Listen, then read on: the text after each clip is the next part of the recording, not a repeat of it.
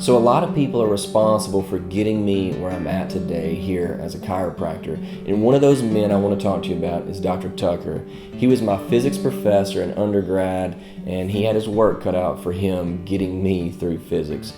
So getting into chiropractic school, you have to make good grades, and I needed a B in his class so that I could get into chiropractic school.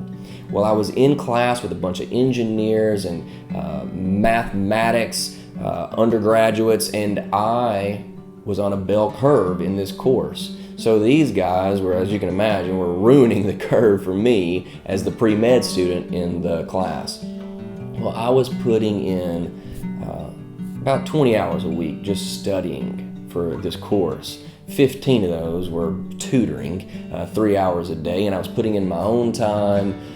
It was a lot.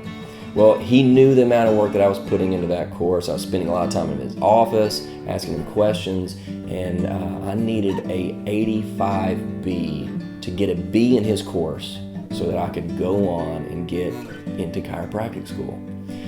Well, final exam came, took the test, had no idea where I was standing, what I made on that class. But a couple of days later after the final exam, I got a phone call from Dr. Tucker on my cell phone. He called me into his office, and I thought this probably isn't a good thing that my professor's calling me into his office. And so I went in, and he didn't say much at all, but at his desk facing me was my test, and it had an 83 written on it. Remember, I needed an 85 to make the B. So I was deflated, I was defeated, and sat down, and he took his red pen, and he marked out that 83, and he wrote an 85. In that moment, Dr. Tucker sent me on a trajectory to where I'm at today.